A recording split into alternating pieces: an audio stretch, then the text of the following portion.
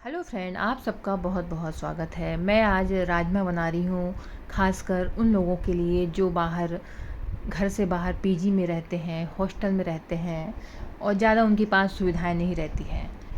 तो यहाँ पे आधा बड़ा कप राजमा रात भर के लिए पानी में भिगो दिया है और कुकर में डाल दिया है।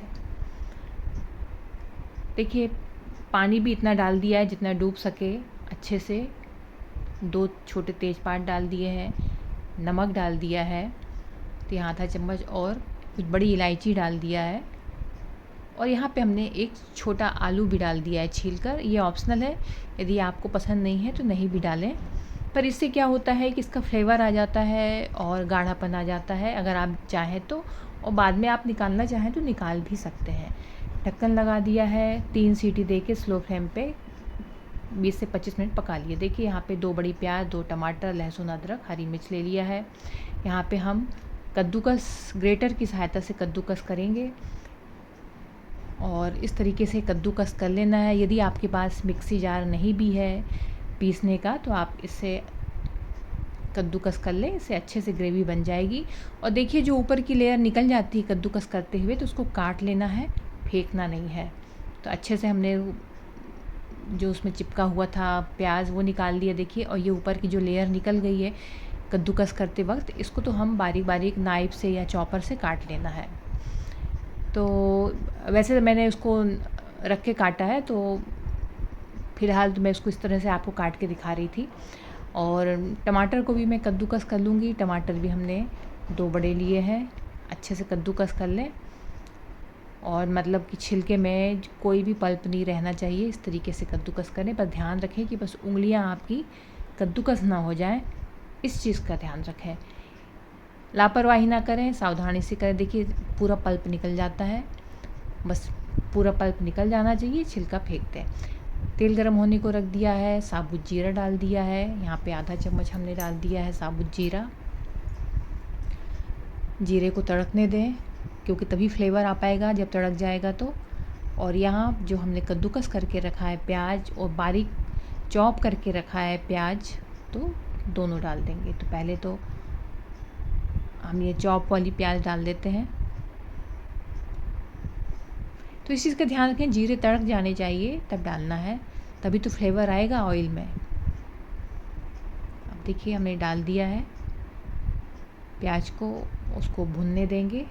नमक भी डाल दिया है प्याज के हिसाब से, मसाले के हिसाब से, प्याज टमाटर के हिसाब से, राजमा के हिसाब से। नमक तो हमने पहले ही डाल दिया था और भूनते जाना है। अब तब तक हम मसाला सोख होने को रख देते हैं।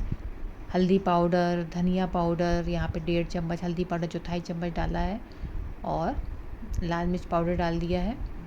पानी डाल देंगे। इधर मसाला भी भुनता जा रहा है। थोड़ा सा गरम मसाला पाउडर भी डाल दिया है और थोड़ा सा गरम मसाला बाद में भी डालेंगे। हरी मिर्च आधी जब 50% फ्राई हो गई, भुन गई, तो यहाँ पे हरी मिर्च, अदरक, लहसुन कूटा हुआ डाल दिया है। तो उसको आपके पास कूटने वाला, जो अदरक कूटने का वाला होता है, उससे आप कूट लें। और देखिए पानी की सहायता से इसका हमने एक घोल तैयार कर लिया है। और मैंने इसके पहले की वीडियो में आपको दिखाया था कि भुनी चने की दाल, काजू और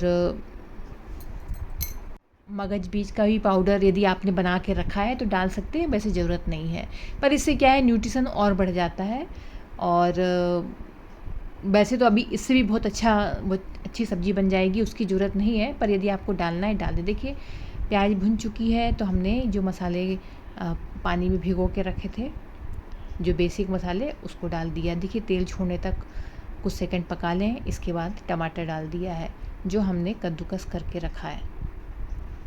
अब हम जो पोटैटो मैशर लेंगे, इससे इस तरीके से भूनते भी जाएंगे, मैश भी करते जाएंगे। इससे क्या होता है कि क्योंकि इसको तो हमने पीसा नहीं है, कद्दूकस किया है, तो बिल्कुल ऐसे पिसा जैसे मसाला हो जाता है। तो बस आप इसको मैश करते जाएं और भूनते जाएं।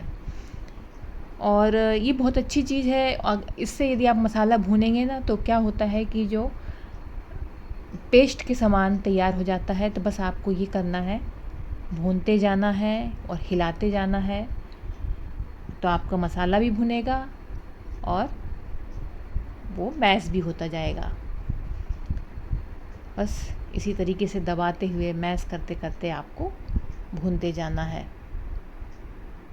और देखिए मोटे तले का पैन लेना है। देखिए मैं अभी कुछ सेकंड के लिए छोड़ भी दिया था तो भी मसाला नहीं जला, आपने देखा होगा। तो मोटे तले के पैन में सब्ज़ी बनाने का यही फ़ायदा होता है कि यदि आप कुछ सेकंड छोड़ के कुछ और काम भी कर लेंगे ना तो मसाला नहीं जलता है। देखिए अब मसाले ने तेल छोड़ दिया है, अब आपको तेल दिख रहा होगा। यहाँ पे हमने दही लिया है, एक छोटी चम्मच भर के गाढ़ा दही। फेंट लें या तो फिर आप फेंट लें पहले से ही तो ज़्यादा अच्छा है, नहीं तो आप ग्रेवी में डाल के ही फेंट लें इस तरीके से।